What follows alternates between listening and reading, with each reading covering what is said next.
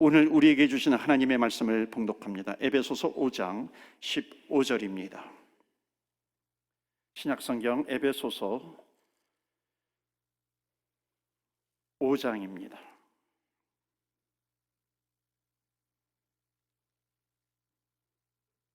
에베소서 5장 15절부터 21절까지 말씀입니다. 제가 먼저 봉독합니다. 그런즉 너희가 어떻게 행할지를 자세히 주의하여 지혜 없는 자같이 하지 말고 오직 지혜 있는 자같이 하여 세월을 아끼라. 때가 악하니라. 그러므로 어리석은 자가 되지 말고 오직 주의 뜻이 무엇인가 이해하라. 술 취하지 말라. 이는 방탕한 것이니 오직 성령으로 충만함을 받으라. 시와 찬송과 신령한 노래들로 서로 화답하며 너희의 마음으로 주께 노래하며 찬송하며 범사에 우리 주 예수 그리스도의 이름으로 항상 아버지 하나님께 감사하며 21절 다 같이 합독합니다. 그리스도를 경외함으로 피차 복종하라. 아멘. 하나님의 말씀입니다. 오늘도 하나님의 말씀에 은혜 받으시고 또 새 힘을 얻으시고 또 한 주간 승리하시는 저와 여러분 되시기를 주의 이름으로 축복합니다. 아멘. 한 해 동안, 올해 한 해 동안 우리 교회는 전도 중점의 해로서 전도를 해왔습니다. 여러분 전도하시느라고 수고가 많으셨습니다. 이제 전도 중점의 해가 끝이 나지만 우리는 계속해서 우리 전도할 수 있기를 축복합니다. 그래서 오늘 마지막 주일을 맞이하면서 송년주일을 맞이하면서 제목은 한 해를 마무리하며입니다. 성경적이지 않지만은 또 한 해 동안 최선을 다한 성도님들에게 축복의 메시지가 되기를 바라는 마음으로 전합니다. 한 해 365일을 지나왔습니다.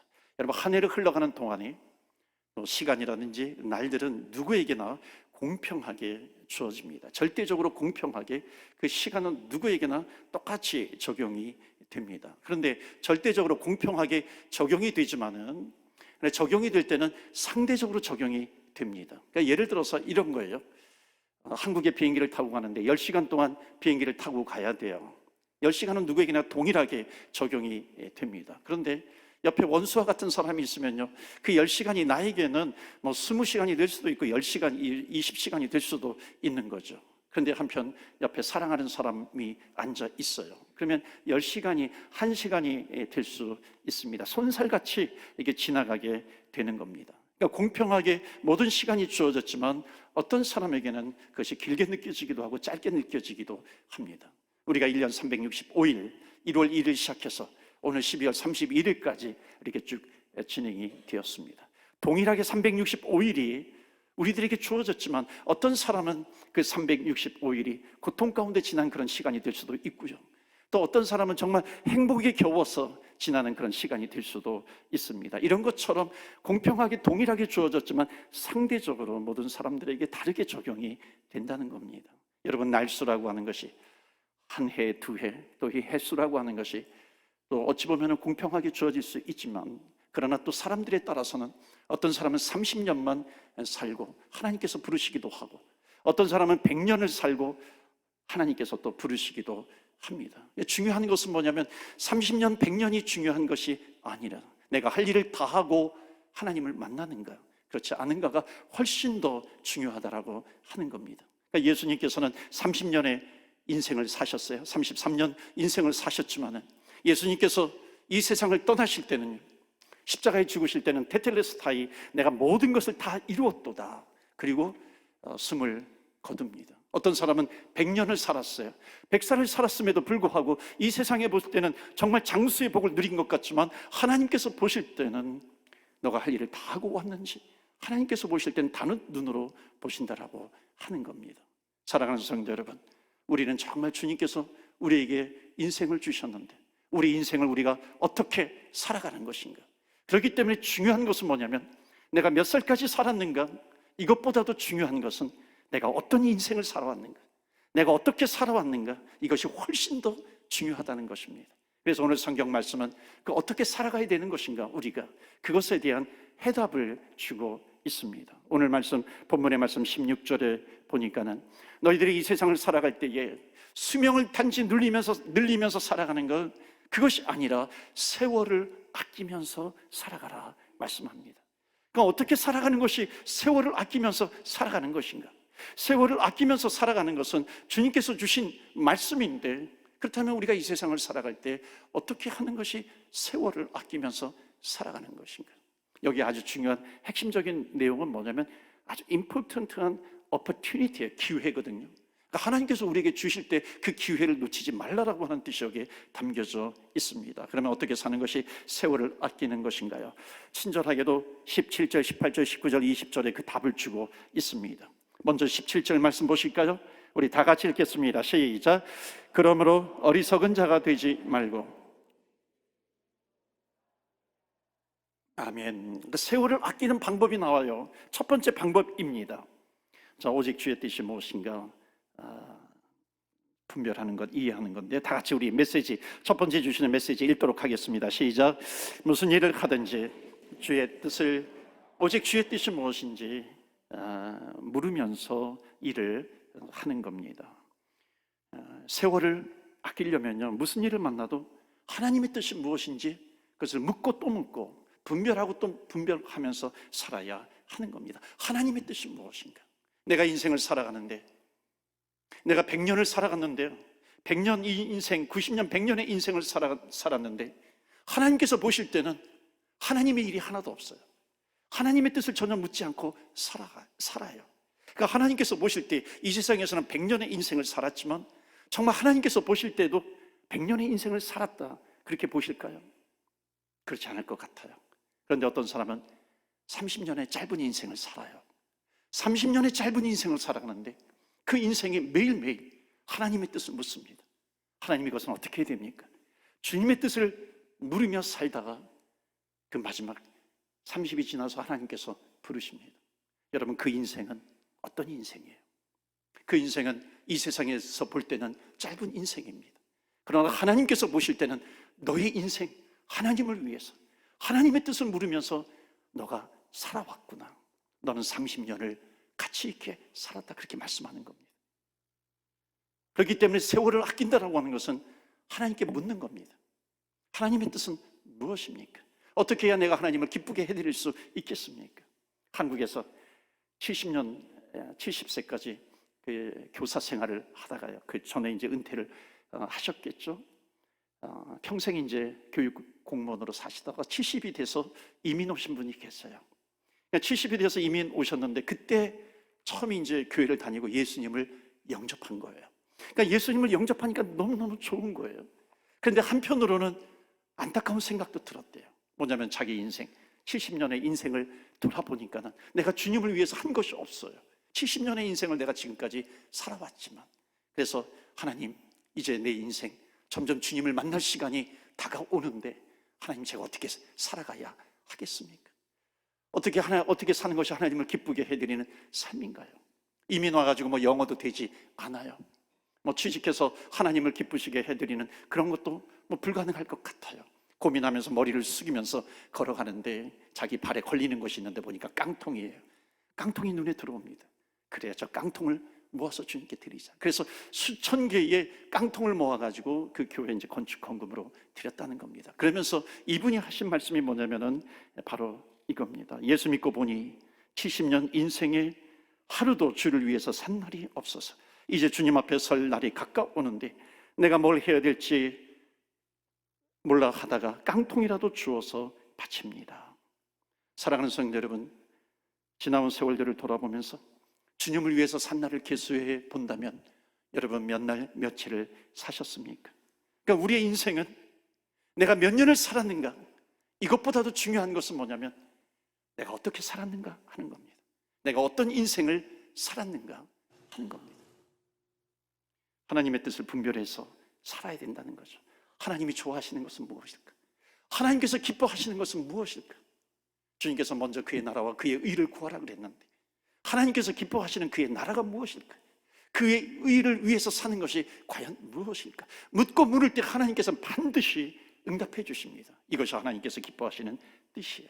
그것을 묻고 물으면서 살아갈 때 우리의 인생은 어리석은 인생이 아니라, 세월을 낭비하는 인생이 아니라 세월을 아끼는 인생으로 가치 있게 살아가게 된다는 것입니다. 사랑하는 성도 여러분, 오늘 송년주의를 맞이해서 하나님의 뜻을 분별하면서 가치 있게 세월을 아끼면서 살아가시는 저와 여러분 되시기를 주의 이름으로 축원합니다. 아멘. 그것은 하나님께 묻는 거예요. 그것이 세월을 아끼며 살아가는 겁니다. 두 번째 세월을 아끼는 방법은 18절에 나와 있죠. 18절 우리 다 같이 읽겠습니다. 시작. 술 취하지 말라. 이는 방탕한 것이니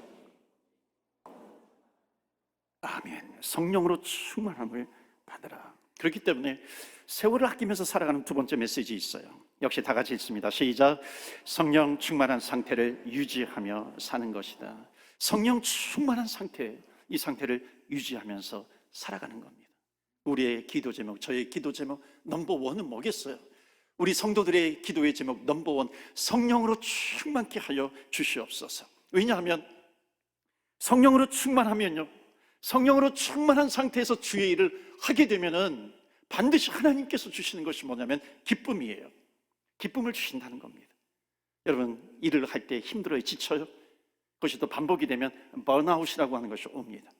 번아웃은 너무 힘들어서 오기도 하지만 영적으로 보면 성령으로 충만하지 못해서 번아웃이 오는 경우도 너무나도 많이 있습니다. 그래서 번아웃이 되면 맨 처음 찾아오는 말이 뭐냐면 나예요. 왜 나만 일을 합니까? 엘리야 선지자가 성령으로 충만할 때는 850명의 우상 숭배자들과 싸워서 이겼어요. 혼자서 홀홀 단신으로. 그런데 성령 충만함이 사라집니다.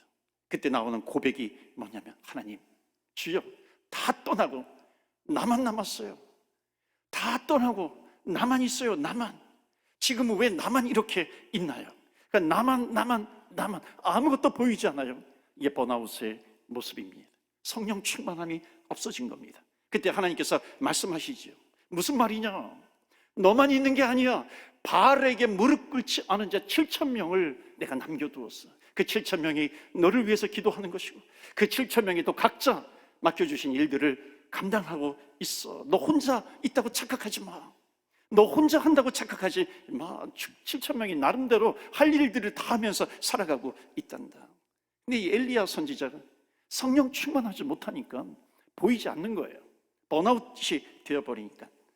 여러분, 우리가 또 한 해 동안 교회에서 사역을 해올 때요, 나 혼자 일하는 것 같은 것을 느낄 때가 있습니다. 그러니까 우리 교회에서 내가 제일 열심히 하는 것 같아요. 그러다 보니까 다른 사람들은 다 노는 것처럼 보입니다. 나만 일주일 내내 일하는 것 같아요. 주님께서 말씀하십니다. 너 아니야. 다른 사람들도 다 하고 있단다. 열심히 하고 있단다. 나만 하는 것처럼 보일 때는요, 정말로 나만 하는 것이 아니라 나의 성령의 충만함에 문제가 있구나, 이렇게 생각하면 되시는 거예요. 2024년도 되어서 여러분 마음 가운데 혹시 내가 2024년도는 좀 쉬었다가 2025년도부터 열심히 해야지, 그렇게 생각을 하면서 2024년도 쉬어보세요. 정말로 완전히 번아웃돼서 일어날 힘도 없어집니다. 왜냐하면 성령 충만하지 못하기 때문에 그래요. 그런데 내가 힘들지만, 내가 지금 어렵지만, 그래도 내가 주님 붙들고 일어나야지, 열심히 해봐야지. 그러면 신비하게도 신기하게도 하나님께서 일어날 수 있는 힘을 부어주신다는 겁니다. 하나님께서 다시 믿음의 발걸음을 걸어갈 수 있도록 하나님께서 힘을 부어주세요. 이게 성령의 능력입니다. 성령 충만함이죠. 그러니까 성령 충만하면 피곤해도 피곤한 줄 몰라요. 성령 충만하면 여러분, 시간이 흘러가는데 언제 이렇게 많은 시간이 흘러갈지 기도하는 사람들은 알잖아요. 그러니까 기도하다 보니까 성령 충만해요. 성령 충만해서 기도하다 보면은 1시간, 2시간, 3시간이 그냥 흘러갔잖아요. 시간이 흘러가는 줄 모르고 주의 일을 감당하기도 합니다. 왜냐하면 성령이 주시는 힘이 있어요. 그러니까 성령이 주시는 힘이 있기 때문에 성령으로 충만케 해 주옵소서. 성령의 기름 부으심이 있기를 주의 이름으로 축원합니다. 아멘. 성령의 충만함을 받으셔야 돼요. 첫 번째는 무슨 일이든지 묻고 시작해라. 두 번째는 성령의 충만함으로 세월을 아끼면서 주님께서 맡겨주신 사명을 감당해라 하는 겁니다. 마지막 세 번째, 세월을 아끼는 방법이 19절, 20절입니다.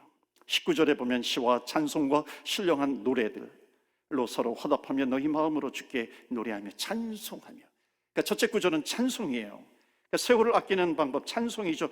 이 20절에 보면 범사에 마지막 부분이 뭐냐면 하나님께 감사해라. 그러니까 범사에 감사하라. 말씀이에요. 세 번째, 우리에게 주신 메시지입니다. 다 같이 읽을까요? 시작.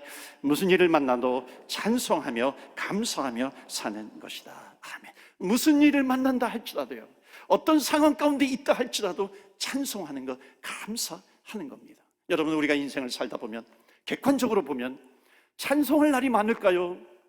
아니면 슬퍼할 날, 울 날이 더 많을까요? 객관적으로 보면 찬송할 날보다도 찬송하지 못할 날들이 훨씬 더 많은 겁니다. 울 날이 더 많을 수도 있잖아요. 그러니까 찬송할 날이 왔을 때 내가 찬송해야지 그러면요, 찬송할 날이 왔을 때만 내가 찬송해야지 그러면 내 인생 가운데 찬송할 날이 과연 며칠 몇 날이나 있을까요? 다 합쳐도 뭐 한 달, 두 달 될까요? 그런데 평생 찬송으로 가득 채워지는 인생이 되려면, 그래서 방법은 하나밖에 없습니다. 그것은 뭐냐면, 어떤 상황 가운데 있다 할지라도요, 무슨 일을 만난다 할지라도 내가 찬송해야지, 무슨 일을 만난다 할지라도 내가 주님 앞에 찬송하면서 나아가는 것. 그렇다면 그 인생은 전체가 찬송으로 가득 채워질 수 있다는 겁니다. 바울과 실라가 감옥에서도 찬송하잖아요. 여러분, 감옥에서도 찬송하는 것이 그냥 나오는 것이 쉽지 않습니다. 감옥에 들어갔기 때문에 내가 믿음이 있어서 찬송해야지, 그럴 수도 있겠지만, 제가 믿음의 눈으로 보니까요, 말씀을 보니까 바울과 실라는 감옥에 들어가기 전부터 찬송을 했어요. 감옥에 들어가기 전부터 찬송의 유스트가 된 사람이에요. 찬송이 습관이 된 사람이에요. 그러니까 무슨 일을 만난다 할지라도, 어렵고 힘들고 두렵고 답답한 일을 만난다 할지라도 찬송하는 인생으로 살아간 사람이 누구냐면 바울과 실라입니다. 그들이 감옥에 들어갔어요. 감옥에 들어갔으면, 감옥이 나를 둘러싸고 있음에도 불구하고 이들의 내면에는 찬송이 있어요. 찬송이 습관이 되는 거예요. 주님 앞에 찬송을 합니다. 그러니까 주님 앞에 찬송을 하니까, 찬송하면 사단이 벌벌 떨거든요. 그래서 사단이 묶이게 되거든요. 사탄이 떠나가게 되는 거거든요. 그러니까 옥문이 열리게 되는 겁니다. 어디에서? 찬송하는 거예요. 찬송하며 나가는 사람입니다. 사랑하는 성도 여러분, 여러분의 입술에서 찬송이 떠나지 않기를 주의 이름으로 축원합니다. 아멘. 찬송할 때 찬송하는 게 아니에요. 평상시에 찬송하는 겁니다. 부부싸움 할 때도요, 여러분 집에 찬송가를 틀어놓고, 저는 목양실에 찬송을 늘 틀어놓습니다. 여러분 집에도 찬송을 틀어놓고 보세요. 부부싸움 하려다가도 여보 하고 막 소리치고 싸우려고 한다 할지라도 찬송이 들려 나와요. 그 크신 하나님의 사랑 말로 다 형용 못하네. 당신이 왜 그래 하고서 막 한바탕 싸우려고 하는데 찬송이 흘러나오거든요. 예수의 사랑, 예수의 사랑. 이게 사랑의 찬송이 막 흘러나와요. 그러니까 흐물흐물해지는 겁니다. 싸우고 싶은 마음이 막 흐물흐물해지는 거죠. 싸움이 전혀 일어나지 않습니다. 뭐가 있기 때문에? 찬송이에요. 여러분, 찬송이 있으면요, 내 마음의 감정이 상한다 할지라도 찬송하면 이기는 겁니다. 그래서 그럴 때가 있지 않습니까? 찬송하면, 하나님 내가 지금 찬송할 때가 아니에요. 나 찬송하기 싫어요. 왜? 감정이 지금 너무 아파요. 감정이 상해 있어요. 찬송할 기분이 아니에요. 그럼에도 불구하고 찬송하면, 그럼 찬송의 능력이 뭐냐면 내 감정을 역전시켜주는 겁니다. 여러분, 찬송의 능력이 있는 겁니까? 내 감정이 찬송을 이길 수 있는 능력이 있는 겁니까? 찬송보다도, 이 감정보다도 하나님을 향한 찬송이 능력이 있는 겁니다. 그렇기 때문에 그 사람의 감정은 역전이 되는 거예요. 그 인생은 역전이 되는 겁니다. 그렇기 때문에 사랑하는 성도 여러분, 찬송하세요. 찬송이 끊이지 않기를 바랍니다. 두 번째는 감사이잖아요. 여러분, 감사할 일을 만났을 때 감사하면 내가 얼마나 감사할 수 있을까요? 그런데 감사할 일이 없어도 감사하면 감사할 일이 생긴다는 겁니다. 믿으십니까? 아멘. 감사할 일이 없어도 감사하면 감사가 생기게 되는 겁니다. 한번 여러분 외쳐보세요. 감사할 일이 없어도 감사하면 감사할 일이 생긴다. 여러분 머리가 좋으시니까는 한 번만 듣고도 다 따라서 하실 수 있을 거예요. 한번 우리 외쳐봅시다. 시작. 감사할 일이 없어도 감사하면 감사할 일이 생긴다. 아멘. 믿으세요? 감사할 일이 생기는 거예요. 감사할 일은 따라 나오게 되는 겁니다. 하나님, 내가 감사할 일이 없어요. 그럼에도 불구하고 감사하는 겁니다. 모든 일에 있었어요. 내가 감사하려고 할 때, 감사할 일이 있을 때 감사하게 되면은 감사할 일 별로 많지 않나요? 감사할 일이 별로 많지 않나요? 감사할 일이 있을 때 감사하게 되면은 감사할 일이 별로 많지 않나요? 감사할 일이 있을 때 감사하게 되면은 감사할 일이 별로 많지 않나요? 감사할 일이 있을 때 감사하게 되면은 감사할 일이 별로 많지 않나요? 감사할 일이 별로 많지 않나요? 내가 행복하면 감사하겠어요.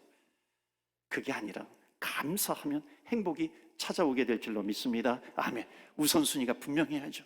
우선순위는 감사예요. 우선순위는 하나님 앞에 찬양하는 거예요. 그러니까 찬양이 먼저 나오고 감사가 먼저 나오면 그 상황은 역전이 되는, 하나님께서 감사의 열매를 주렁주렁 맺혀주시게 될 줄로 믿습니다. 아멘. 이게 하나님의 능력입니다. 여러분, 지금은 몰라도요, 어찌 보면 지금은 왜 하나님께서 응답해 주시지 않는가, 그렇다 할지라도 5년 10년이 지나고 우리의 인생을 돌아보면 우리에게 응답해 주신 것도 감사한데 어찌 보면 응답해 주시지 않는 것도 감사할 수가 있어요. 어떤 분이 그렇게 고백을 하더라고요. 기도 응답해 주신 것도 감사한데 그것만이 아니라 거절하신 것도 얼마나 감사한지 몰라요, 목사님. 그러더라고요. 저도 제 인생을 돌아보면 제가 신학교 졸업할 때 이왕이면 강화도에 있는 교회에 목회 나가게 해주세요, 그렇게 기도했어요. 그 당시에 강화도로 풀리면 제일 잘 풀린 거거든요. 강화도 교회 자리가 나왔는데 강화도로 가게 해주세요. 근데 하나님께서 응답해 주시지 않더라고요. 거절하시더라고요. 그리고 화성군에 있는 연쇄살인 사건이 난 그곳에 아주 농촌 교회, 아주 조그만 개척교회로 하나님께서 보내주시더라고요. 어찌 보면은요, 그때 거절해 주신 것이 하나님의 응답이에요. 제가 규모 있는 데서부터 만약 시작을 했다면은 개척교회 목사님이라든지 이렇게 제가 제대로 헤아리기나 했을까요? 캐나다에 와서 2년 정도 있다가 너무 힘드니까 하나님, 내가 한국으로 다시 돌아가게 해주세요. 그때 하나님께서 그 기도를 거절해 주셨기 때문에요, 그 다음에 받은 유익이 얼마나 큰지 모릅니다. 거절해 주셨기 때문에 오늘 제가 여기에서 있는 거죠. 사랑하는 성도 여러분, 우리가 한 해 동안 달려왔어요. 혹시 여러분 가운데 내가 서운해질 대로 서운한 사람이 있어요? 내가 작정하고 기도했는데, 내가 헌금도 드렸는데 왜 하나님이 이것을 거절하시는가, 이런 분이 있으세요? 지금은 이해 못해요. 그러나 그 상황 가운데서도 감사가 끊이지 않으면요, 분명히 성경은 약속합니다. 우리가 기도한 것 이상으로 하나님께서 더 부어주실 줄로 믿습니다. 아멘. 이게 감사의 입술, 감사의 고백을 한 사람들에게 하나님께서 주시는 약속입니다. 저는 오늘 이 말씀을 준비하면서 이제 마무리합니다. 저는 1년 동안 우리 주님의 제자교회 성도님들, 우리 수고한 성도님들 한 분 한 분을 생각하면서 그 최선을 다해 주신 여러분 때문에 올해 우리 주제자교회 전도 중점의 해였는데, 올 한 해에도 또 많은 영혼들의 열매가 맺혔음을 진심으로 감사를 드립니다. 올해 코비드 이후에 점점 회복시켜 주시기도 하는데, 올해는 전도 중점의 해로서 60여 이상의 그 가정에 등록을 하고 자녀들 가족까지 합하면 150명, 200명 가까이 또 새 가족이 들어와서 또 1년을 그렇게 계속해서 열매들이 맺히게 되었습니다. 물론 귀국하신 분들도 많이 계세요. 타주로 이주하신 분들도 많이 계십니다.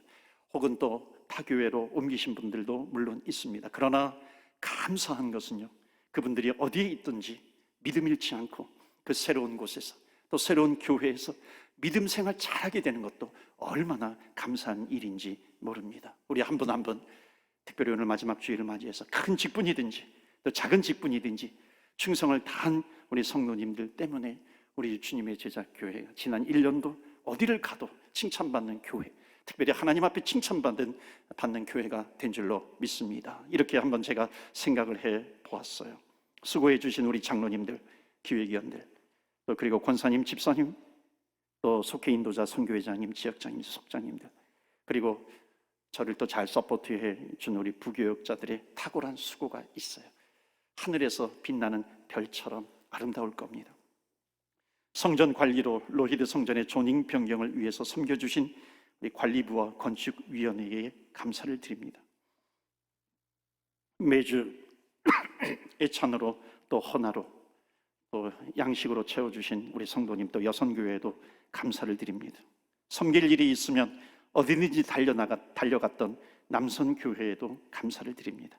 피곤한 주일 아침 작년 예배를 드리고 또 교실에 가서 선교하는 마음, 땅끝까지 선교하는 그런 마음으로 아이들을 가르친 또 우리 교육부의 교사들, 또 양육위원회의 그 향기 나는 수고에도 감사를 드립니다. 하나님이 주신 탤런트를 전도와 선교에 헌신하고 있는 문화선교에도 감사를 드리고요. 비나 오나 눈이 오나 전도지 돌리는 전도팀에 감사하고 선교부에 감사드립니다. 최고의 예배를 드리기 위해서 또 주중에 나와서 연습하고 또 주일날 또 섬기는 찬양팀, 음향미디어, 예배부, 예배위원회 수고에 감사를 드립니다. 우리 찬양대와 오케스트라와 또 중창팀의 은혜로운 찬양에도 감사를 드립니다. 밝은 얼굴로 새 가족을 환영하고 오늘도 보내주신 영혼들을 잘 섬기게 해달라고 기도하면서 섬기는 또 우리 새가족위원회 수고에도 감사를 드립니다. 금요일마다 나와서 주보를 접는 주보팀, 또 환한 아름다운 얼굴로 주보를 나누어주는 우리 안내팀들의 감사를 드립니다. 주차위원회, 주차봉사에도 감사를 드립니다. 코비드 후유증으로 좀 목사님 언제 끝날려나 궁금하게 생각되기도 하는데, 코비드 후유증으로 오히려 코비드 때보다 지금이 더 어려운 형편이라고 하는데도 불구하고 헌금 수입이 예산을 세운 것보다 조금만 더 작게 나와서 감사하고요, 헌금 개수도 기쁨으로 감당하는 재무부의 수고에도 감사를 드립니다. 교육자들 힘 잃지 않도록 세심하게 챙겨주신 성도님들께도 감사를 드립니다. 어려운 일이 있을 때 아픔 있는 성도님들 뒤에서 또 섬기는 우리 신방위원회, 속회위원회를 비롯한 우리 숨은 사회봉사자들의 수고에 감사를 드립니다. 언제나 아멘과 또 웃음으로 예배를 더 은혜스럽게 만드는 우리 든든한 시니어 어르신들께도 감사를 드립니다. 예배 전에 나와서 성도님들을 위해서 간절하게 기도하는 중보기도팀, 경조위원회와 또 힘써야 될 일이 있으면 기꺼이 돕는 또 우리 청년들에게도 감사를 드립니다.